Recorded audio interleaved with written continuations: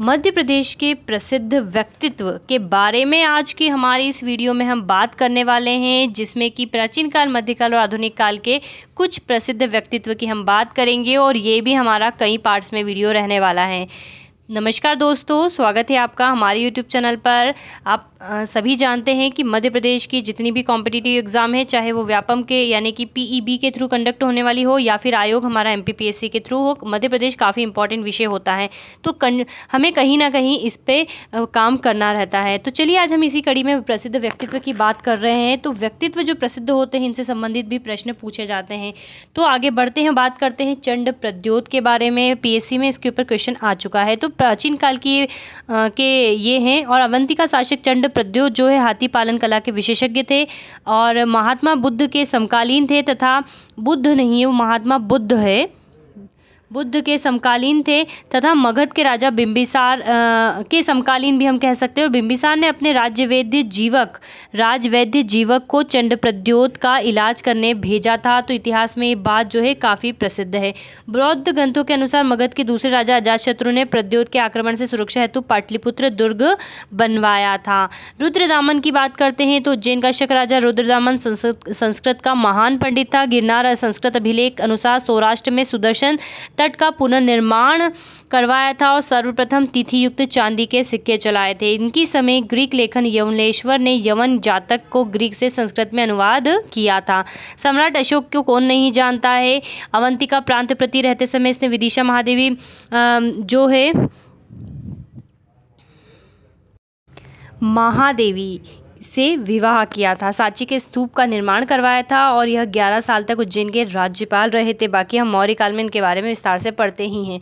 अग्निमित्र की बात करते हैं तो अग्निमित्र जो है ये भी विदिशा के प्रांत प्रति थे, ब्राह्मण कुल के थे, उज्जैन के निवासी थे और इन्होंने मौर्य वंश जो इनके पहले के पुष्यमित्र शुंग थे, उन्होंने मौर्य वंश के लास्ट जो शासक थे वृहदत्त की हत्या कर जो है शुंग वंश की स्थापना की थी। उसके बाद अग्निमित्र बने थे। इनका जो विवरण है कालिदास की अपनी एक जो प्रथम मालविका की प्रेम प्रसंग को आधार बनाकर इन्होंने मालविका अग्निमित्र पुस्तक लिखी, उससे मिलता है। और इनके समय में भागभद्र के दरबार में यूनानी राजदूत हेलियोडोरस आया था, जिसने विदिशा में प्रसिद्ध गरुड़ स्तंभ का निर्माण करवाया था। शिलादित्य की बात करें तो वर्ग गोत्र का जाट नरेश, जिसने मालवा पर 6ठी सदी में राज किया, यशुवर्मन के बाद मालवा का शासक बना तथा इसने बौद्ध धर्म ग्रहण किया। पुष्यभूति वंश के हर्षवर्धन की उपाधि भी शिलादित्य रही है और उसने भी बौद्ध धर्म ग्रहण किया। व्यंसांग ने शिलादित्य का उल्लेख किया है। विक्रमादित्य की बात करें तो हमारे उज्जैन के रिस्पेक्ट में विक्रमादित्य 2 हुए हैं और इतिहास में विक्रमादित्य की उपाधि लिए 14 शासक मिलते हैं। तो इस उपाधि के अनेक राजाओं ने जो राज करा है, लेकिन 2 महान राजा जो है विक्रमादित्य और चंद्रगुप्त विक्रमादित्य मध्य प्रदेश में हुए। विक्रमादित्य की बात करें तो ये BC के समय के थे, जिनके 58 BC में विक्रम संवत स्टार्ट किया था और फिर बाद में जो है गुप्त साम्राज्य के महान शासक आए थे चंद्रगुप्त विक्रमादित्य। दोनों में मुख्य विशेषता यह है कि इन्होंने शक शासक को हराया था।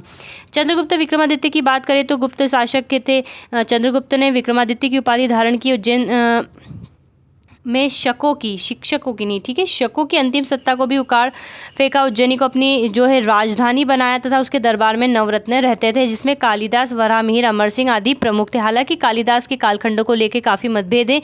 इन्हें जो 58 BC वाले विक्रमादित्य थे उनके संदर्भ में भी कंसिडर किया जाता है, फिर भी हम यहीं पर पढ़ते हैं। धंगदेव महान चंदेल राजा थे। खजुराहो के प्रसिद्ध पारसनाथ और विश्वनाथ मंदिर का जो है निर्मित करवाए थे और खजुराहो का कंदरिया महादेव मंदिर का निर्माण करवाया था। विद्याधर की बात करें तो महान चंदेल राजा थे। महमूद गजनवी के आक्रमण विफल किए। परमार्दी देव की बात करें तो इसके दरबार में 2 वीर सेनापति आला उदर नामक रहते थे और आला उदर के बारे में काफ़ी जो है कहानियाँ प्रसिद्ध है। मेहर की जो माता रानी है सतना में जो रहती है, हमें पता है शक्तिपीठ है। ऐसा माना जाता है कि यहाँ पर डेली पूजा अर्चन करने आते हैं, ठीक है। तो जब आला उदर थे, 2 सगे भाई थे और इन्होंने अपने बॉडी पार्ट्स कटने के बाद भी इनका युद्ध जो है चलता रहा था, ऐसा माना जाता है। इनके बारे में आप पढ़ेंगे तो काफ़ी कुछ जानकारी मिलेगी आपको। तो ठीक है, चंदेल वंश के थे और नामक चंदेल सेनापति थे। और इस पर जो परमार्दी देव है और इनके साले थे अलाउदर परमार्दी देव के, परमार्दी देव पर जो है कुतुबुद्दीन ऐबक पृथ्वीराज चौहान ने क्या करा था, आक्रमण किया था। राजा भोज की बात करें तो ये भी काफ़ी महान राजा थे, मालवा के परमार वंश के प्रतापी राजा थे। इन्होंने चित्तौड़ में त्रिभुवन नारायण मंदिर, धार में सरस्वती मंदिर तथा आधार भोजशाला नामक संस्कृत कॉलेज बनवाया था। आधार नहीं, धार में, ठीक है, धार हमारा मध्य प्रदेश में आता है। उन्होंने आयुर्वेद सर्वस्व, सम्रांगण सूत्र, श्रृंगार मंजरी, युक्ति कल्पतरु, तत्व प्रकाश जैसे आदि ग्रंथ भी लिखे। इनकी मृत्यु पर विद्वानों ने कहा था कि आज विद्या तथा विद्वान दोनों निराश्रित हो गए। भोजताल जो की है भोपाल में है, इन्हीं के नाम पर। रानी दुर्गावती की बात करें तो जो दुर्गा अष्टमी पे इनका जन्म हुआ था। चंदेल राजकुमारी थी और गढ़ मंडला की रानी दुर्गावती जो है महान थी और इनका जो गौड़ वंश के शासक थे उनसे विवाह हुआ था। अकबर के सेनापति आसिफ खान ने इन पर हमला किया था और काफ़ी इन्होंने जो है अपने पराक्रम को, शौर्य को दिखाया था। परास्त होने पर कटार घुपका आत्महत्या कर ली थी। इनकी समाधि जो है बरेला जबलपुर में निर्मित है। रामतनु पांड्या तानसेन की बात करें तो अकबर के नवरत्न में शामिल थे। पहले भत्ता राज्य दरबार में राजा रामचंद्र के दरबार में रहते थे। जलाल खान ने तानसेन को रामचंद्र से अकबर के दरबार में पहुंचाया था। तानसेन के बारे में वैसे भी जानने को बहुत कुछ है। रानी अवंतीबाई की बात करते हैं। रामगढ़ रियासत की रानी थी। 1857 की क्रांति का नेतृत्व किया था। अंग्रेज सेनापति वार्डन को भागने पर मजबूर किया था। तो ये हमारा वीडियो 1 है मध्य प्रदेश के प्रमुख व्यक्तित्व को लेकर। अगले कड़ी में जो है कुछ और अन्य और महत्वपूर्ण व्यक्तित्व को लेकर आएंगे। तो बताइएगा वीडियो कैसा लगा। अगर अच्छा लगा है तो वीडियो को लाइक, शेयर, कमेंट ज़रूर करें। Have a nice day and thanks for watching.